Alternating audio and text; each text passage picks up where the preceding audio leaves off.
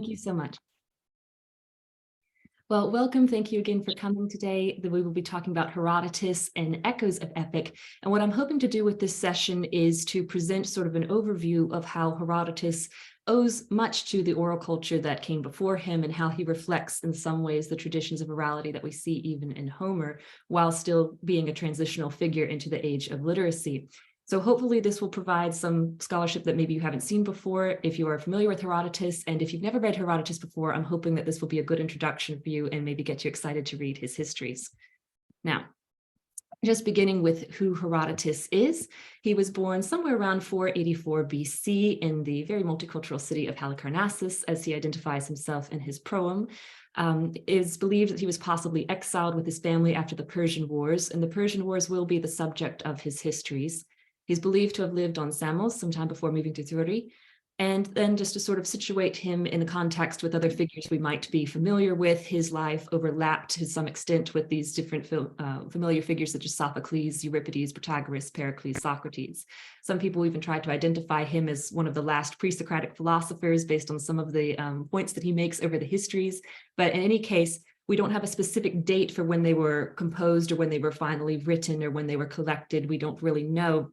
But it's believed that he might have recited or read them, at least in pieces, because they are quite lengthy, over a period of time at a variety of different cities. And that, in some ways, to some scholars' minds, accounts for the different digressions that Herodotus is known to have made, how one story will sort of tumble into a next, and then that it might relate to a specific city that he's in at that moment. So he's giving a detail that, would be relevant to this particular city that these people would be interested in, that might seem irrelevant when you read it out of the context. But anyway, to begin with, I do feel like we just have to clear the air a little bit because Herodotus has, his reputation has suffered somewhat, mostly due to the historians that have come after him. So these AntiHerotic Sentiments began quite early, and despite the fact that there is a great deal of evidence that Herodotus' histories were extremely popular in their day, and they have obviously continued to be popular until now, later historians who in reality were standing on the shoulders of Herodotus, for some reason felt the need to belittle their father of history. It's almost like to push down the one that came before them to sort of make themselves feel better. And Thucydides, as much as I love him, he, of course, sort of sets himself apart from what Herodotus is doing there, even though he is continuing to some small extent the tradition that Herodotus has begun. Now, Thucydides is actually believed to have attended one of Herodotus's public readings. So you can picture Herodotus reading his histories and a young Thucydides sitting there listening and both, agreeing with and going against some of the ideas that Herodotus is coming up with and coming up with his own style of history. So despite the great differences in style between the two, it is obvious that there really would be no Thucydides without Herodotus. Thucydides forms his own rules for history writing in reaction to Herodotus, but the fact that Thucydides opposes certain tendencies in Herodotus doesn't in any way negate his debt to him. And I wanted to include this quote from Caroline de Wald. This is from the Introduction to the Oxford World Classics Histories, translated by Robin Waterfield, and it sort of relates Herodotus and Thucydides together. It says, the works of Herodotus and Thucydides together created an intellectual field that we still call by the name Herodotus gave his own investigations, historiae, or history, and we'll go more into the meaning of historiae in a few minutes. The magnitude of Herodotus' achievement as the first historian is hard to appreciate, however, precisely because the genre that he invented became so important a contribution to our own thought world in the hands of Thucydides and later historians after him. Part of what we are obliged to do as we read Herodotus' work is to try and see it through the lens of the time in which he thought and wrote, so that we begin to grasp the intellectual sweep and boldness of his initial accomplishment. And it's precisely that lens that we'll endeavor to rediscover over the course of this session, because it has been, he has been viewed through the lens of later historians. But oddly enough, we're given a clue to what the lens is from a piece of invective penned by Plutarch, which you'll see on the right. Plutarch, a much later historian, wrote on the malice of Herodotus. And of course, Plutarch's known for his parallel lives of the pairing Greek and Roman lives in these mini biographies.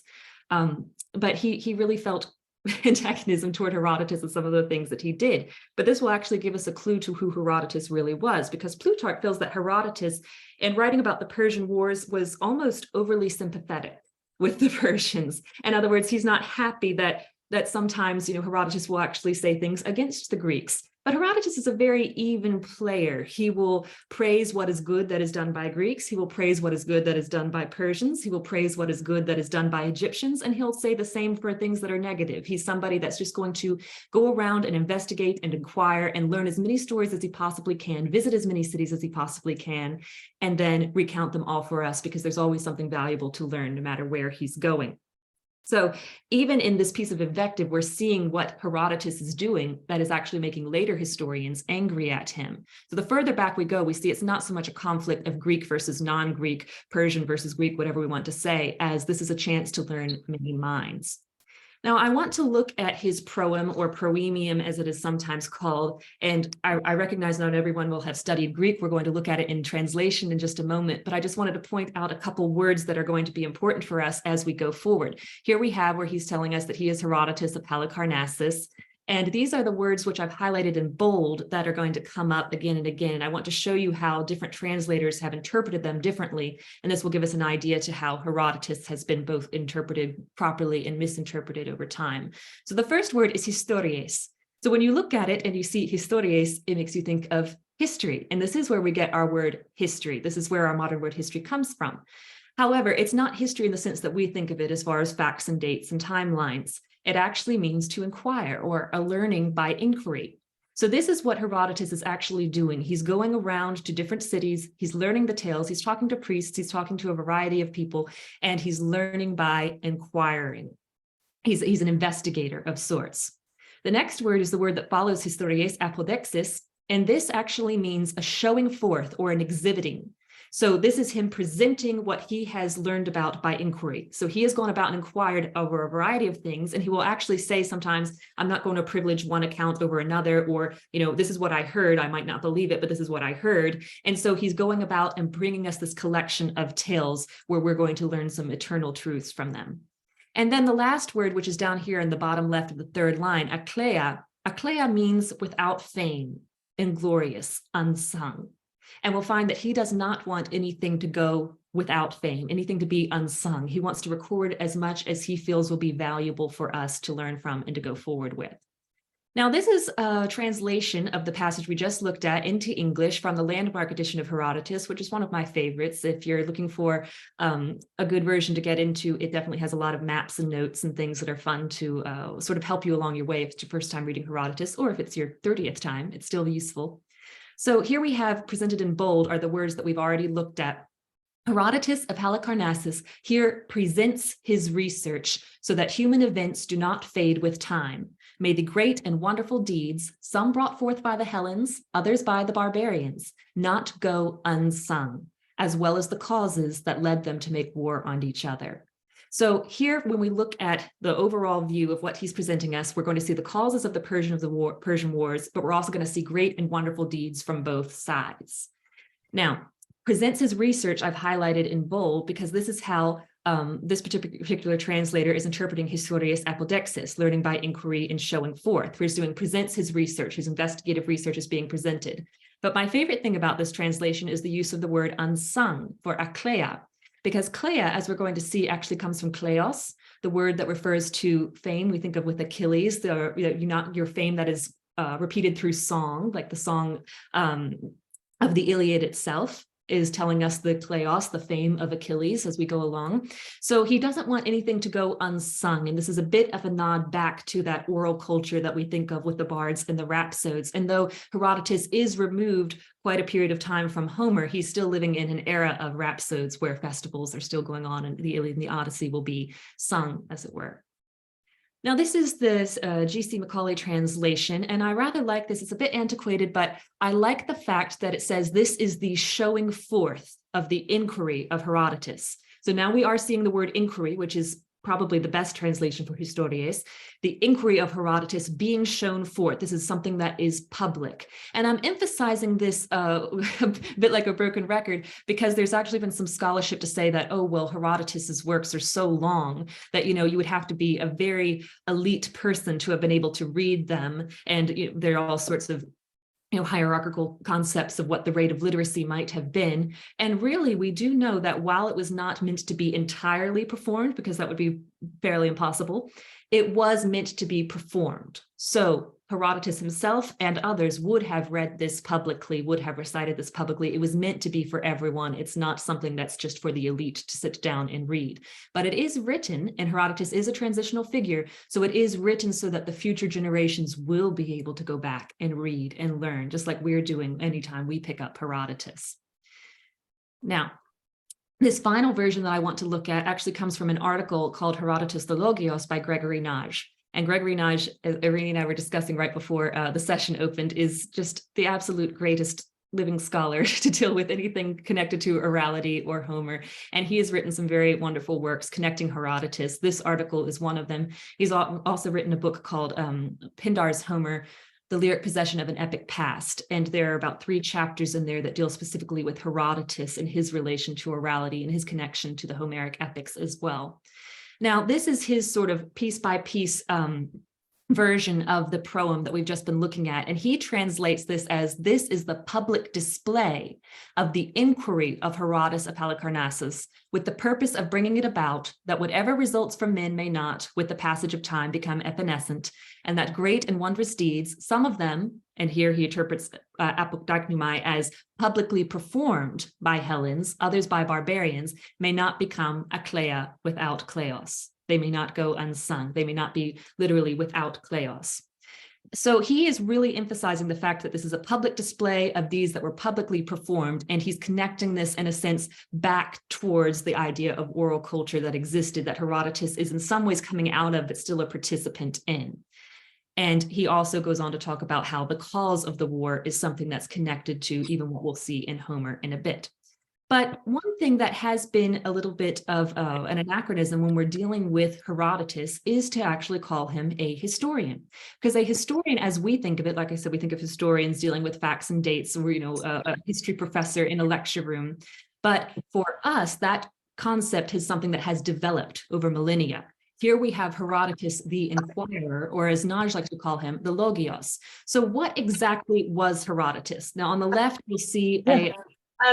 Are you okay to eat at 7:30? Yeah. And are you okay to give the cats their meat? Yeah.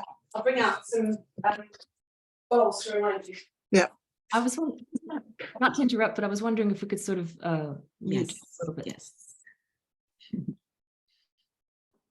I'm getting engaged in another conversation I'm interested in. I probably shouldn't eat up. Bad habit. All right, so going back to what was Herodotus and who was he? Well, on the left, I have another quote from Naj, where he sees Herodotus as identifying himself as a logioi, as a logios.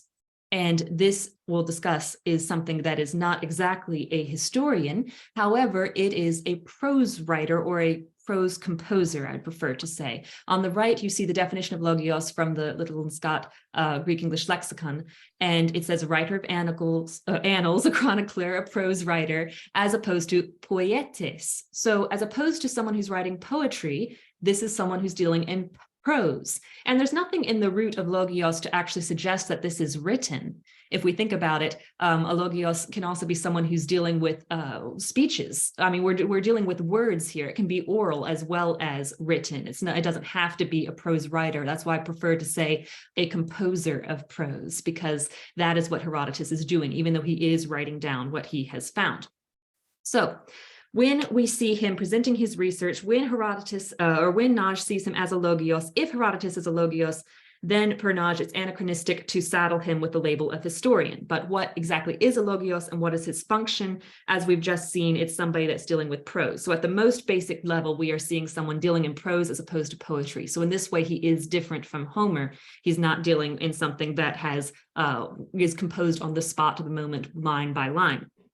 Now, composers of prose and composers of poetry or song are actually linked together in Pindar's odes, and these are a couple selections from Pindar's Nemean ode and Pindar's Pythian ode. And while you don't need to labor over the Greek here, I'm just going to point out where we see words that deal with logoi or logios or logiois here in the plural, and how they get connected to aioidoi here the singers. So here is a piece from Pindar's Pythian Ode, and it says, the proud declaration of glory that comes in the future is the only thing that attests both for logioi and for iodoi, with singers, the life of men who are now departed, the philos-minded arete of Croesus wilts not. You don't need to worry about the last point. Only thing you need to think about is the fact that in Pindar's mind, Pindar, who is singing the achievements of athletes, he is actually connecting prose composers and verse composers or singers together, and their joint role is to preserve the deeds of men for the future, to remind us of things that were in the past, to preserve their kleos for the present and the future. So we get that idea of collapse of time that we think of with a bard or with a rhapsode, where we're bringing events from the past to the present, and it helps us in a way for the future. By inquiring into the things that Herodotus is inquiring to, then we're still going to be, it will help us with what we go forward in the future for any wars that might come up, or just to understand the truths about life itself. Now, continuing on, there has been already some comparison to Homer, and I wanted to just show you the proem put up juxtaposed with the Iliad and the Odyssey, the very beginning here. So we have the proem of Herodotus saying, this is the showing forth of the inquiry of Herodotus of Halicarnassus, so that neither the deeds may be forgotten by lapse of time, the works great and marvelous, some by Hellens, some by barbarians may lose their renown, and especially that the causes may be remembered of which these waged war one with another.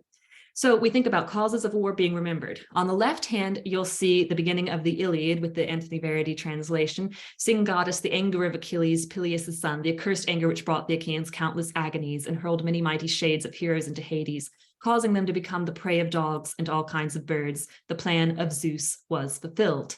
Now, this is important because while on the one hand we're singing the anger of Achilles, we have to remember that the anger of Achilles was caused by something that Agamemnon did. So we're about to learn the cause of the action and the inaction of the Iliad, the action of Agamemnon taking Achilles' bride prize, taking Achilles' captive, and then that resulting in Achilles sitting out for most of the duration of the Iliad. So we have the cause of this conflict, which is in itself encapsulated in a much larger conflict, the conflict of the Trojan War itself. So there have been scholars who have said, oh, well, Herodotus is imitating Homer here. I like the way Naj puts it. He's not exactly imitating him, but he has Homer in mind. So Homer's in the back of his mind here as he's creating this. But also it's important to contrast this with the beginning of the Odyssey. Tell me, muse, of the man of many turns, who was driven far and wide after he had sacked the sacred city of Troy. Many were the men whose cities he saw and learnt their minds. Many the sufferings on the open sea he endured in his heart, struggling for his own life and his companion's homecoming. Now, if we remember that Herodotus was potentially exiled after the Persian Wars, and that he did travel a great bit both on the sea and on land, and he visited many cities and he learnt the minds of many men, we see a similarity of purpose here. And I like that Paul Cartledge actually calls Herodotus the 5th century BC Odysseus, that he is very much like Odysseus in the sense that he's traveled around and he's learned many minds. And I think the comparison is apt because both have been rather unfairly maligned over the years for misunderstanding of their purposes. Now, as we were saying, beginning with Homer and thinking about the fact that Homer is in his mind here, I want to look at the very next passage in Herodotus that follows the proem. He set out his purpose, and now he's going to sort of greet us or acquaint us with the causes of the Persian Wars. And he'll tell us, according to the Persians, according to the Phoenicians, according to the Greeks, these are all the different purposes. And then he's going to narrow in on one thing that he sees as the beginning of the trouble. So looking at this passage here in Herodotus 1:1, according to the learned Persians. Now, first of all, this word learned is a bit problematic because this word is logioi. And this is, in other words, the Persians that were prose composers or the chroniclers or the annal keepers or the, shall we, in the modern sense, historians that are Persians. These are the people that scholars have seen Herodotus as pitting himself against, the logioi that are the Persians and himself as the logios, the one who is recording these things for us. And that's part of the understanding behind Herodotus seeing himself as a logios, as opposed to what we think of with a modern historian. But according to the Persian account, it was the Phoenicians who caused the conflict. Originally, these people came to our sea from the Red Sea, as it is known. No sooner had they settled in the land they still inhabit than they turned to overseas for travel. They used to take Egyptian and Assyrian goods to various places, including Argos, which was at that time the most important state in all respects in the country which is now called Greece.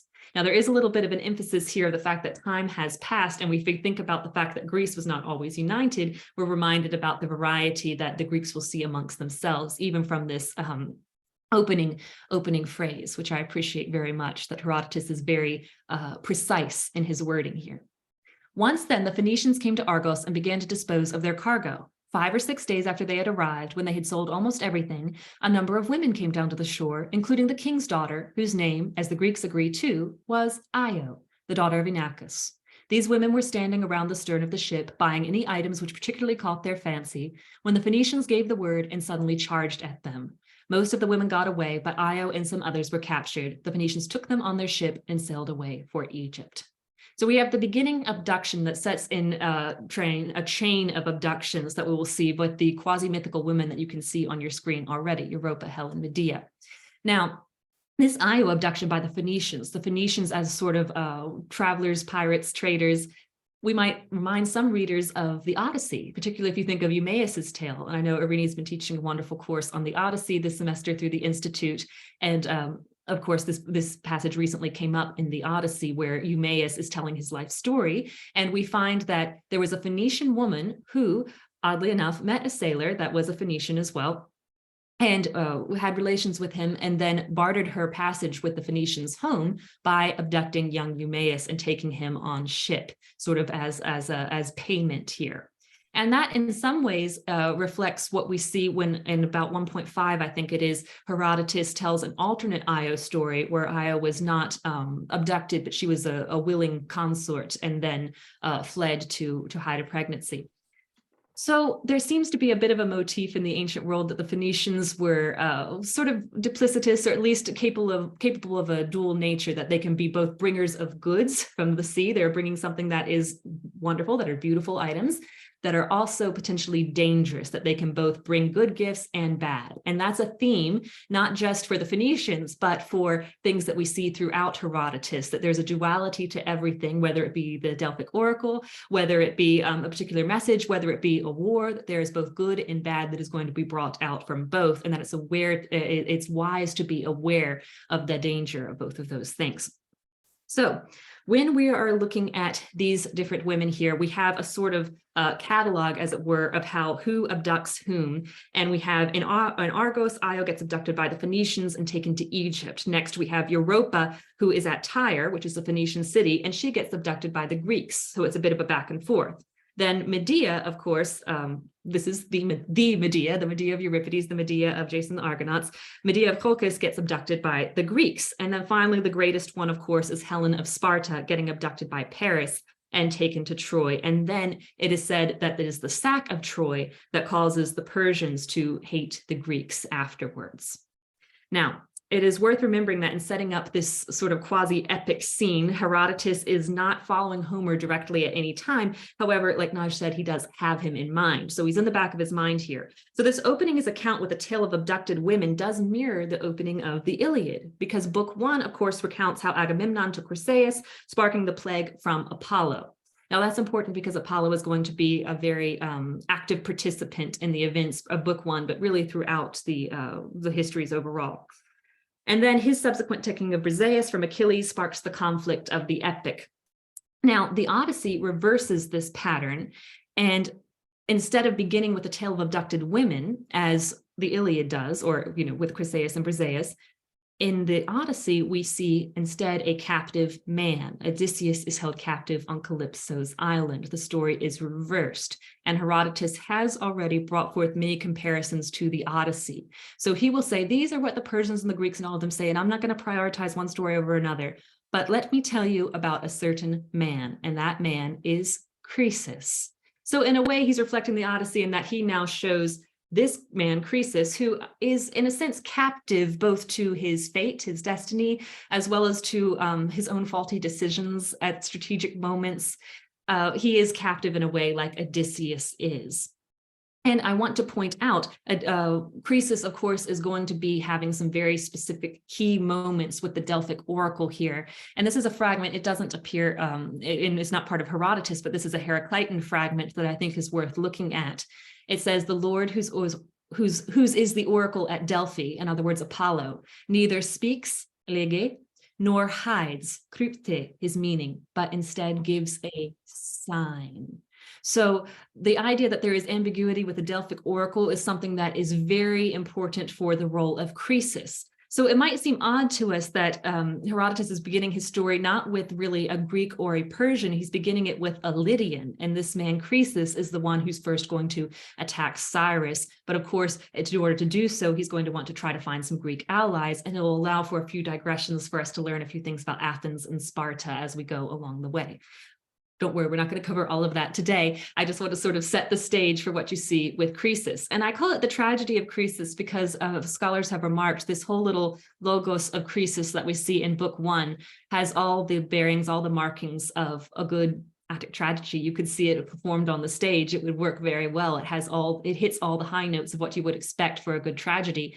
And scholars have also noted that Croesus himself fits the sort of Aristotelian golden mean for an idea of what's the best tragic hero, someone that's neither fully bad, neither fully good, someone that's capable of both things, and Croesus certainly is. So juxtaposing his own chain of causality against that of the series of abducted women, we find that Herodotus has chosen Croesus as his focus in beginning his tale of conflict between Greeks and Persians. Croesus is labeled as the first non-Greek that Herodotus knows of to have subjected Greeks to tribute. So in a way, that's a beginning of troubles itself. Still, Croesus's decision to attack Cyrus of Persia, he must first choose Greek allies, like I said, allowing for a discussion of the various states of Athens and Sparta at the time. Yet in choosing Croesus the Lydian, Herodotus demonstrates that there is no definite starting point to the chain, because Croesus is in a series of events. Croesus, as the oracle tells him, reaps the consequences of its ancestor Gyges, as well as the consequences of his own actions. Thus, Croesus is part of a larger flow of events, or we might even say a Heraclitan flux. Now, according to Herodotus, or to Herodotus' credit, this is one of the most beautifully constructed tales in the entire story, in the entire Herodotus Histories, so really each book has its merits. But in this opening scene, we see Croesus as someone who has been confronted by Solon, traveling around, as to who is the happiest man, or he asks Solon who is the happiest man, and he's disappointed when Solon doesn't mention him, as he feels that he's at the pinnacle of his wealth. And he learns from Solon that, you really can't say until someone has passed on. You need to look to the end and see, because so many things happen, good and bad, in a man's life, that it's really, you can't choose him at his pinnacle moment and say he is the happiest man. You need to wait to the end of his life. So Croesus actually decides to, after a period of time, he wants to attack Cyrus and try to take over Persia. But first of all, he wants to get a little bit of divine help. So he actually investigates oracles to try to see which is the true oracle, which is the best oracle that can give him the information he needs. And he creates a series of tests, and he discovers that the Delphic oracle is the true oracle. And we'll go into that scene in a moment, but I'm just setting the context in case you're familiar with the Croesus story. So after discovering that the Delphic oracle is the true oracle, he then asks him, well, if I go to war with Persia, how will it go? And he learns that if you go to war with Persia, you will destroy a great kingdom. Naturally, he assumes he will destroy Persia. What he finds out is that he destroys instead his own kingdom. So in the image you see on the left, this is after Croesus' kingdom has been taken by Cyrus. He is placed on a pyre, and they are lighting the fire. And he realizes at last the words of wise Solon that, you really need to look to the end, that this is what he meant. No man can be called happy until he is passed, from this earth without an excess of pain. And as he's mumbling these things, Cyrus hears him, and he starts to wonder what he's saying. And so he gets an interpreter, and he finds out, and he begins to hear the story of Solon, and he begins to think, I too one day could end up in a bloody situation, so I had better spare this man. And he tries to quench the flames and get him off the pyre, but it doesn't work. So Croesus calls out, and Apollo actually sends rain that squashes the fire, and then Croesus is able to have his life preserved, and he becomes a sort of advisor to Croesus. And then he investigates the oracle again and asks, why did you let this happen to me? And the oracle explains, you didn't ask which kingdom was going to be destroyed. You should have asked further questions. And this was your fate. No man can escape his fate. This was actually a repercussion of something that Gyges did generations before you, and I held it off as long as I possibly could. So this is the sum of the story of the tragedy of Croesus. So He has help from Apollo, which will be very important, both in sending and abating the plague here, as Apollo is the one that is in some ways connected to his fate, and also the one who's been giving us the responses through the Pythia at the oracle, and also the one who preserves his life by squashing the flames. So this is again sort of thinking back to Odysseus and to the Iliad, because if we think about book 1 of the Iliad, what do we have? We have a plague from Apollo that is being sent, and then of course it is abated, and Odysseus is the one that sort of goes and returns Chryseis, and the plague is abated. And then we think of Apollo as the one that sort of helps Odysseus in book 21, where it's the festival to Apollo and Odysseus is able to achieve his Nostos. So Apollo is a very important figure to the Homeric epics, and his Delphic oracles of central importance in the histories here, especially at the beginning. Now, Croesus actually devised a test for the oracle, like I was saying, to prove its trustworthiness. And I want to show you what this test actually was. He sent instructions to the men before sending them out to test the oracles, and they were as follows. They were to keep track of the number of days from the time they left Sardis, where Croesus is, and on the 100th day they were to consult the oracle and ask what the Lydian king, Croesus the son of Aliates, was doing. They were to have the response of each of the oracles written down, and then they were to bring them back to him. Now, no one records what the rest of the oracles said, but at Delphi, as soon as the Lydian emissaries had entered the temple to consult the god and asked the question Croesus had told them to ask, the Pythia spoke the following lines in hexameter verse. I know the number of grains of sand and the extent of the sea. I understand the deaf mute and hear the words of the dumb. My senses detect the smell of tough-shelled tortoise, cooked in bronze together with the flesh of lambs. Beneath it lies bronze, and bronze covers it. And what we learn is that Croesus had actually been chopping up lamb and tortoise and cooking it in a bronze pot. That was the thing that he thought no one would be able to figure out what it was. And so if he did that, then, if the oracle was able to say that's exactly what he was doing, then he would know that this was indeed the true oracle. So we see a few problems with this from the offset. One is the fact that he is actually testing an oracle rather than just acknowledging the fact that the oracle is divine. And scholars have suggested that this in and of itself is a bit of an unusual episode. It's an unusual episode in the sense that it's not like anything that the Apollo oracle, Delphic oracles have recorded otherwise. It doesn't match with any of the other types of sayings that we get from the Delphic oracle, or even other interlocutors have asked of the Delphic oracle in other places in the histories. And so there's sort of the sense that even in testing the oracle, he's a bit testing fate and he's bringing things upon himself. Now, in doing this, we have to notice that there's no exact, it is a response, but there's no exact meaning given. There's just an answer to what he's actually doing. And we know the Delphic oracle to always be a little bit ambiguous, to neither say nor to hide, but to point a sign to something, to signify, to give us a sign. So in the fact here that we see specific mentions of tortoise and bronze, which Elton Barker has brought out the fact that that's always, a common epithet for war, the armaments of war, and Croesus is doing this to try to get to go to war, that there's an element here of showing that the war itself is not going to go well for Croesus.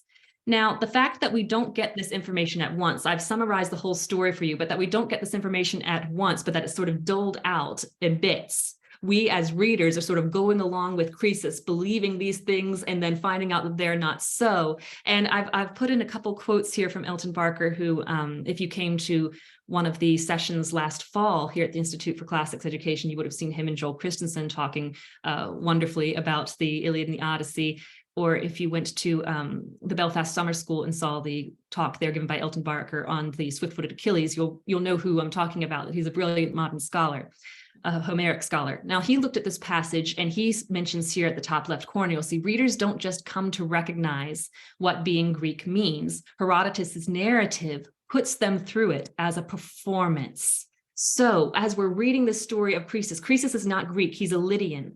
But so he doesn't really understand this Greek oracle and the sort of ambiguity that's there. He takes it at face value. So as we're going through the story, we start to come to realize, like Croesus does, the level of duality that lurks behind the Delphic oracle and the necessity for reflection before action, and even the necessity of involving the divine in a way a little bit better than what Croesus does, because Croesus loads the oracle with gifts, not realizing that he himself has been deceived.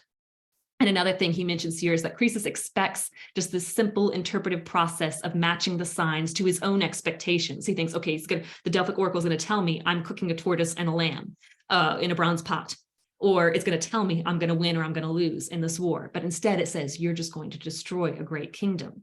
So this is precisely what Herodotus's own recording of the oracle resists. And this is why Herodotus is such a layered narrator, that he himself is not weighing in on these events. He's involving us in them in the most beautiful way. He really is performing a bard-like function here. We're getting wrapped in and we're discovering things along with him.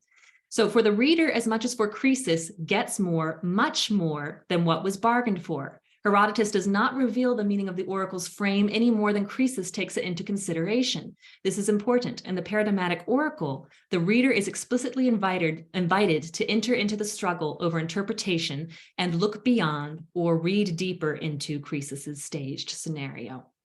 So we find ourselves, if we just read Herodotus and say, oh, well, it's a collection of all these varied stories, and some of them I liked and some of them I didn't like, and this one really, beggared belief, and this one, just seemed too fantastic. We have to realize that what he's doing is much more nuanced than what we expect him to do. He's not recording history in a facts and dates way. As we've said, he is inviting us to participate in a scenario that will, just like tragedy performed on the stage, create a response within ourselves and get us to question and look beyond what we are seeing, even what we are being told. And that is the gift of a true inquirer. And just the fact that Croesus is so good at testing these oracles, so bad at testing these oracles, but his propensity to test, and Herodotus's propensity to test everyone he talks to and question, reminds us again of our Homeric hero Odysseus, always testing, always looking around. And I think of that scene with Odysseus and Athena where he's, even testing her. And she's like, that's what I love about you, Odysseus. You're always testing. You don't take anything for certain. You just, keep asking questions over and over again. And that's what Herodotus is truly trying to get us to do when we read his histories, or his inquiries would actually be a better title. As a matter of fact, the Folio Classique version in French has changed the title from Histoire to Enquête. So instead of putting it on histories, it's putting it on like the investigation, the inquiry. It's sort of changed the title to reflect the nuance of what Herodotus is actually doing. Now, this whole scene, like I said, where Croesus is testing the oracle and putting the tortoise and the lamb in a bronze pot, this actually has been connected by a couple of scholars to the Homeric hymn to Hermes. So if you're familiar with the Homeric hymns, it's not necessarily something that was written by Homer. It was probably written much, much later. However, it sort of gives, in some cases, a little bit of a theogony. It gives us a little bit of a background to some of the gods. And Hermes, we might think of, this is one of the most charming hymns. He's this little trickster god that, fresh out of birth is just ready to go steal the cattle and, try to deceive Apollo and do all these fun things and, worm his way out of trouble. But in doing so, at the very beginning, he actually creates a lyre from a tortoise shell. So if you look at the top left, it says he found a tortoise there and vast good fortune gained. Hermes it was who made the tortoise a singer first. And the courtyard gates she met him, grazing in front of the house on the thickly flourishing grass and moving with waddling steps. The speedy son of Zeus with a laugh at the sight at once said, already I have a sign of great profit. I make no complaint. Hello there, shapely charmer who beats out time for the dance. You feast's companion who come most welcome to view, but where did you get this beautiful toy, a glittering shell to put on, you tortoise who live in the mountains? No matter, into the house I will bring you. No slights will you get from me in return for your help, but you will profit me first. It is better to be at home, since harm lies out of doors. You will ward off baneful spells while you live. If you die, most beautiful then your singing would be.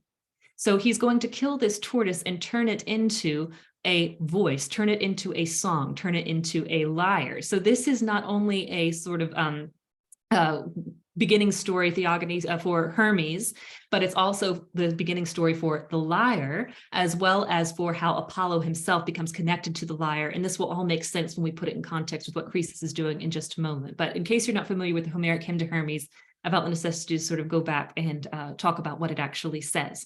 So in this way he spoke, and raising her up with both of his hands, he returned back into the house, the lovely toy in his grasp. Then tossing her up, and with a knife of gray iron, he scooped out the flesh of the tortoise that dwelt on the mountains, and like the quick passing of thought through the mind of a care-haunted man, I'm trying to move this so I can see, on the whirling of gleams from eyes, no sooner said than done was what glorious Hermes devised. Cutting reed shafts to measure, he fitted them, piercing the back through the shell of the tortoise. About it he stretched with his cunning the hide of a cow, affixed the arm arms and fastened the yoke to them both, then stretched 7 cords of sheep's gut to serve as harmonious strings. So what we have here now is a sheep's gut and a tortoise being involved in the creation of a lyre. And we'll just keep sheep in mind, as it was one of the things that Croesus was killing in order to create his little test of the Apollo's oracle. So when he had finished, he tried with the plectrum string by string the lovely toy that he bore, and beneath his hand it made an astonishing sound. The god began singing a beautiful song to the tune, exerting himself impromptu. So now we're beginning to see the creation of a bard as well. This is not something that we would connect with Hermes naturally, but someone who's singing impromptu. This is the type of thing that we would expect someone with maybe the divine voice of Apollo helping them, like the Pythia, perhaps, someone who's singing in response to a song and to response to a question, because of course the Pythia is always answering in hexameter verse here. But anyway, like youths who give voice to impudent taunts, declaring his famous descent, and then he goes to talk about the hollow lyre, and he even connects it to a winnowing fan, which again feels very Odyssean here. But my point in bringing this out is that on the one hand, we have Hermes here in this hymn to Hermes, who is he's killing a tortoise so that it will bring about the life of a song. So there's a death and life connection here. This song, this instrument of song, this lyre, will in turn, by the end of the hymn, become the possession solely of Apollo. So by the end of the hymn to Hermes, Apollo is now the owner of this lyre. It is going to be his property forever and connected to him. So by association, then, when we examine how these rituals came across over time, we find that both the tortoise from the tortoise lyre, which there were lots of tortoise lyres in the ancient world, that this tortoise becomes sacred to Apollo, and then the lamb was also one of his sacrificial animals, it is believed. So when we see both the tortoise and the lamb getting chopped up without ceremony by Croesus and boiled in a pot, not for the purpose of creating a song, but instead just to sort of trick this oracle that's Apollo's, we see that this actually becomes the desecration of a ritual. And this is something that a woman by the name of Dobson has written about beautifully in an article, and that Barker has picked up on as well, that what Croesus is actually doing is perverting a ritual, desecrating things that are sacred to Apollo. And this is the oracle that he's trying to trick. And these are the things that are happening here. And I want to go back just a moment here, because if we look at, let's see, we look at this, I know the number of grains of sand and the extent of the sea. I understand the deaf mute and hear the words of the dumb. Remember that Croesus, if you've read book 1, Croesus has a son who is mute, and it was prophesied that that son would never speak except in a day of calamity. The day that Croesus's kingdom is overthrown is the day his boy speaks. So we see, when we look back at what the oracle has said here, that there is a prophecy even of Croesus's doom in the moment that we see what he has done, sort of perverting, cooking together the flesh of lambs and the tortoise together in this one moment. So we have this connection to the idea that the Delphic oracle is something ambiguous, but it's also something you need to pay attention to, that these religious rituals are not something to be cast aside, but they're to be taken very seriously. And then that becomes a theme throughout Croesus's life. Croesus then becomes a kind of advisor to Cyrus and is able to share those ideas with Cyrus. And by the end of the histories, we see Cyrus's wisdom sort of reflected in this Croesus story. And we'll look at that at the end of the lecture today. But there's another Homeric hymn that actually gets reflected in a very famous and very fun story, that this was actually something that from the beginning of knowing I was going to do this talk, I knew I had to include this piece. It's one of my favorite pieces in the histories of Herodotus, Aryan and the Dolphin. And even if you haven't read Herodotus, if you've taken any Greek classes through HM Classics Academy, it gets anthologized in one of the John Taylor books. So I know a few of us have had to translate bits of it before and really enjoyed doing so. So this Aryan and the Dolphin scene, this is actually separate, apparently separate. It's a little microcosm on its own, seemingly, in the midst of a bunch of other stories that have sort of spilled out. It's almost like if you think of Ovid, how one story tumbles into another story, tumbles into another story. Well, Herodotus did it first. He did it. I mean, Herodotus did this before Ovid did it, and he did it very beautifully and very edifyingly. Anyway, he did it as something that was very helpful to us. So this story is about a real man, Aryan, who is considered to be the greatest singer in the world. And this is a bit of a Nostos story about how he gets saved from near death. So we'll just read it. It's very short, and then we'll analyze it. They say that Aryan, who was based for most of the time at Periander's court, wanted to visit Italy and Sicily, and while he was there, he earned a great deal of money and then decided to sail back to Corinth. He set out from Tarentum, and since he trusted no one more than Corinthians, he hired a crew of Corinthian sailors. But they hatched a plan to throw him overboard when they were out in the open sea and take his money for themselves. When he found out what they were up to, he bargained with them by offering them his money but begging them to spare his life. The sailors were unmoved by his pleas, and they told him either to take his own life if he wanted to be buried on land, or to stop wasting time and jump overboard into the sea. In this desperate situation, since that was their decision, Aryan asked their permission to stand on the thwarts in his full ceremonial costume and sing. When he had finished singing, he said he would do away with himself. They liked the idea of having the opportunity to hear the best singer in the world, so they pulled back from the stern into the middle of the ship. Aryan put on his full ceremonial costume and took hold of his kithra, or his lyre. He stood on the thwarts and sang the high-pitched tune all the way through, and at the end of the song, he threw himself into the sea as he was in his full ceremonial costume. The sailors then continued their voyage to Corinth, but they say that a dolphin picked Aryan up and carried him to Tarentum. When he disembarked from the Dolphin, he went to Corinth, still in his costume, and once he was there, he gave a full report of what had happened. Periander did not believe him and kept him confined and under guard while keeping a sharp eye out for the sailors. When they arrived, the story continues, they were summoned to his presence and interrogated about what they could tell him of Aryan. They told him that Aryan was safe and sound somewhere in Italy and that they had left him doing well in Tarentum. At that point, Aryan appeared just as he had been when he had jumped into the sea. The sailors were so astonished that, when examined further, they could no longer hide the truth. So that is the story the Corinthians and lesbians tell, and there is in fact in Tarentum a small bronze statuette dedicated by Aryan of a man riding a dolphin. Now, this story seems to sort of sit on its own without any particular meaning beyond the fact that it's sort of this epic adventure story of how a dolphin saves a man, Flipper style, as it were. And it doesn't seem to have any significance unless we look at it in the context of Apollo and Apollo's oracle and the things that we've seen with the oracle so far. If we were to look at it in its context, and I won't boggle you down in all the trains of genealogies that we get sort of muddled in, but Periander has just before this been involved in the relaying of an oracle of Apollo. And afterwards, we get an account of gifts that were given to the Delphic oracle, the oracle of Apollo.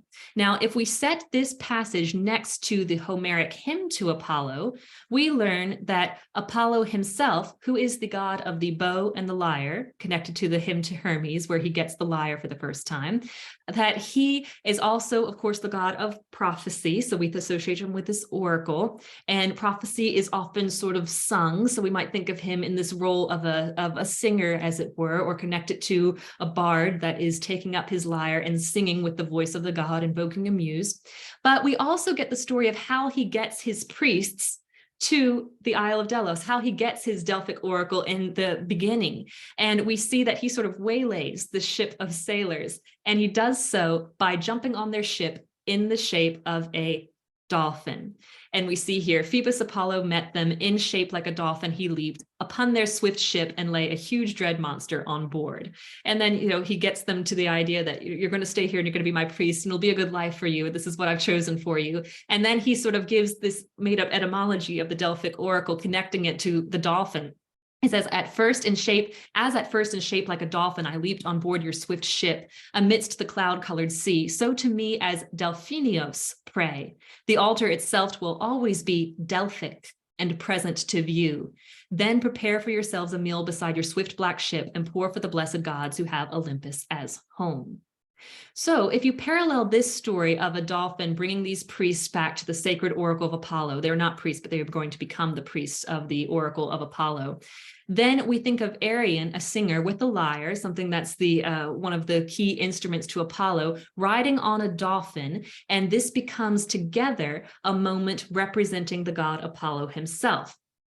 Now, this image that I have on your right actually comes from a monograph written on Apollo by Montbrun, and it depicts this scene and talks about how the dolphin itself, if you trace its trajectory of how it goes up and down through the waves, sort of mirrors, you'll see the archer at the bottom of the screen, at the bottom of the image, how the arrow sort of varies a little bit as it's going through to hit the mark on the target.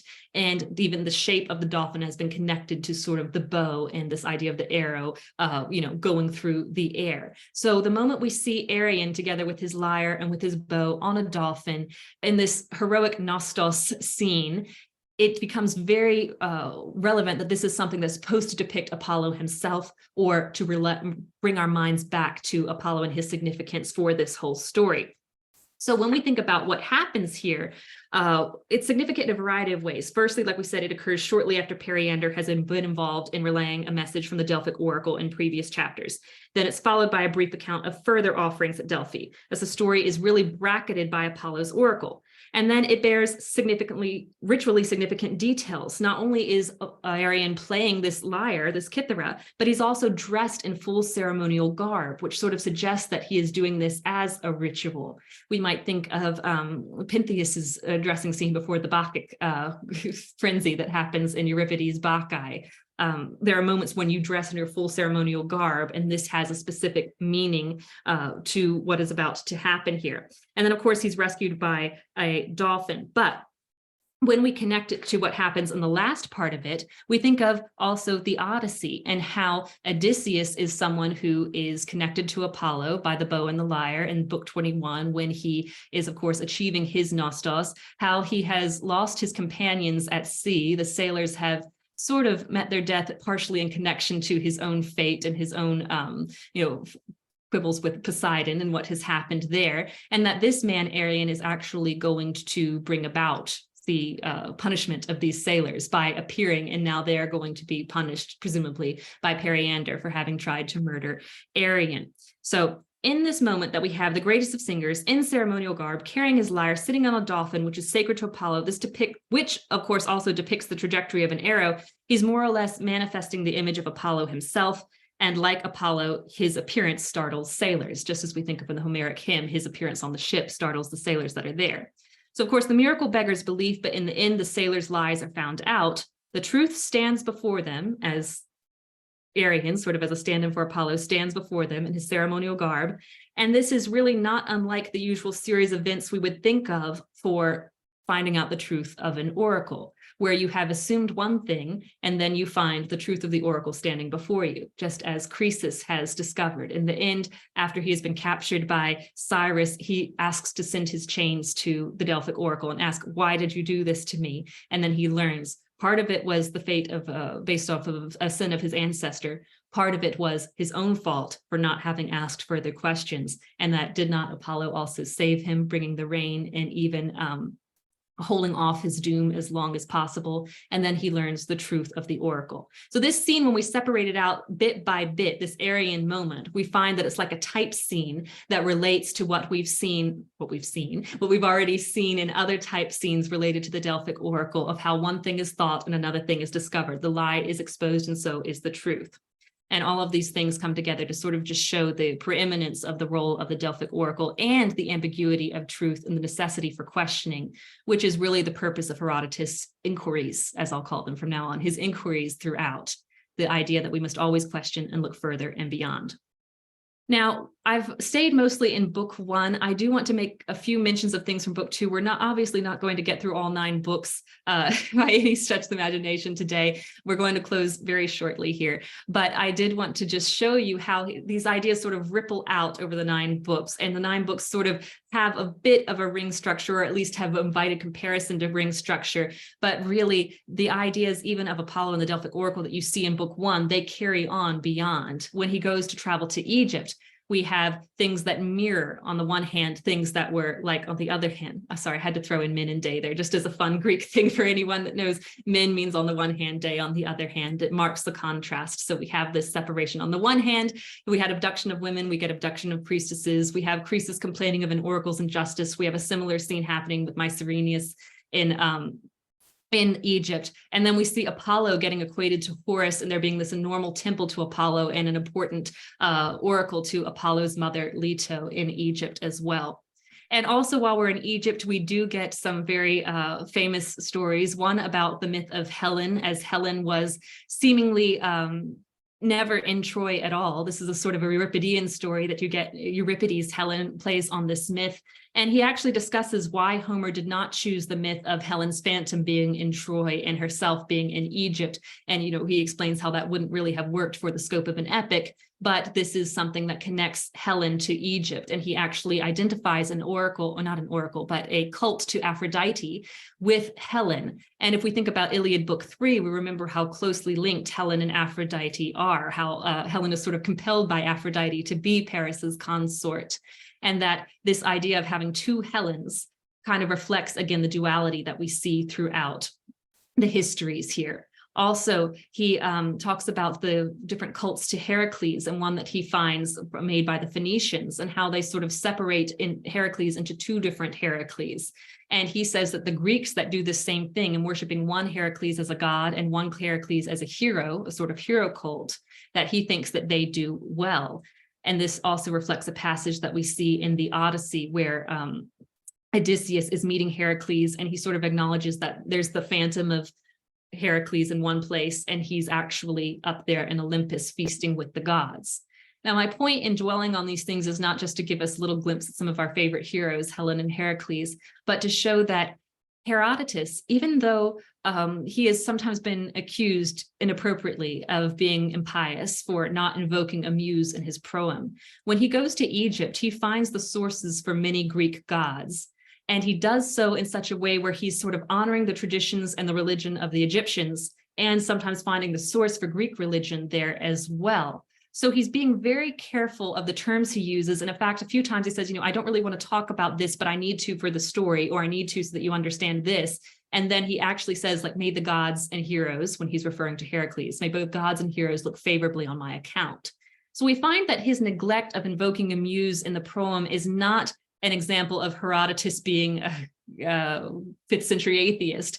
He's actually someone who's just being very respectful of every culture that he touches. And sometimes he makes statements that we might interpret one way or another, or make statements that we might think seem like they're referring to barbarians as opposed to Greeks. Sometimes when that happens, I would check the translation, because overall, Herodotus is being very conscientious in what he does with everyone he touches. And he actually gives this example of how everyone treats religion differently. And this is very short, so we'll read it quickly, that there was plenty of other evidence to support the idea that this opinion of one's own customs is universal. But here's one instance. During Darius's reign, he invited some Greeks who were present to a conference and asked them how much money it would take for them to be prepared to eat the corpses of their fathers.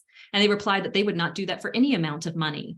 Next, Darius summons some members of the Indian tribe known as Kaliatii, who eat their parents, and asked them in the presence of Greeks with an interpreter present so that they could understand what was being said, how much money it would take for them to be willing to cremate their father's corpses. And they cried out in horror and told him that not to say such appalling things. So these practices have become enshrined as customs just as they are. And I think Pindar was right to have said in his poem that custom is king of all. So just by this instance, he really shows us that whenever he's talking about the Persians or the Greeks, that he's acknowledging that each person has customs that are sacred to themselves, and he's being very respectful of it and showing how everyone is human and everyone is having failings and positive things and negative things. And he's being very conscientious throughout. And if we were to read on through the second half and get to the true Persian Wars and get to Darius and get to Xerxes and get to all of the action and the battles and that sort of thing, I don't think there's a better representative of the type of thing Herodotus is trying to do than if you've read the play Aeschylus's Persians, because Aeschylus's Persians shows the battle of Salamis from the side of the defeated ones, from the side of the Persians. Salamis is, of course, a Greek victory, and it shows the Persians not in a sort of lauding ourselves, we're so great, we beat these horrible Persians, but rather it shows the Persians as people who are calling on the gods, as people who have an understanding of what loss is, the same as the Greeks, and that all things are sort of equal in the world, that, we've had great losses, they're having a great loss. Let's sympathize even with them. And it's sort of a unique play because it also depicts the Persians as calling on Greek gods. Even though they knew the names of the Persian gods, they used Greek names, Aeschylus did. And that's something that I think really depicts what Herodotus does when he displays the Persians in the second half. He'll show the stupid things that Xerxes does, but he'll also show that there is, good and bad piety, good and evil on each side. So we'll close by looking at the end of the inquiries Even though in the story we haven't seen Cyrus since book 1, by book 9, it returns sort of a full circle, as it were, back to Cyrus, and it gives this advice. This Artaxerxes, the man who was crucified, was the descendant of Artaxerxes, who was the author of a certain proposal which the Persians passed on to Cyrus for ratification. The proposal went like this. Since Zeus has given sovereignty to the Persians and to you in particular, Cyrus, now that you have done away with Astyages, let's immigrate from the country we currently own, which is small and rugged, and take over somewhere better. There are plenty of countries on our borders and plenty further away too, any one of which in our hands will make us even more remarkable to even more people. This is a perfectly reasonable thing for people with power to do. Will we ever have a better opportunity than now when we rule over so many peoples and the whole of Asia? Cyrus was not impressed with the proposal. He told them to go ahead, but he also advised them to be prepared. In that case, to become subjects instead of rulers, on the grounds that soft lands tend to breed soft men. It is impossible, he said, for one and the same country to produce remarkable crops and good fighting men. So the Persians admitted the truth of his argument and took their leave. Cyrus's point of view had proved more convincing than their own, and they chose to live in a harsh land and rule, rather than to cultivate fertile plains and be others' slaves. And this sounds very much like the sort of thing that Croesus learned by the end of his life, and the sort of thing that he tried to advise Cyrus with in Cambyses later on, Cyrus's son. The idea to look to your own, don't seek to go beyond, don't try to do something in excess, don't be rash, don't be hasty. And it seems odd that this is put in Cyrus's mouth since he dies, as he's attacking, going into another land, as he's sort of invading. But Herodotus closes with this story because it reinforces the theme that he's had all along. Respect for the divine, inquire, ask yourself, reflect before you act. And in a way, it's the type of end of the inquiries and the beginning of the inquiries, because he's ending his account of what he has researched by asking us to inquire the same things that he has been asking all along. So we'll close there. I know we've gone a little bit over time, but hopefully if any stop in Herodotus is enjoyable to me, and I hope it was to you. So thank you so much, Lauren. That was fantastic. I'm going to end the recording now so that we can take any questions that people might have.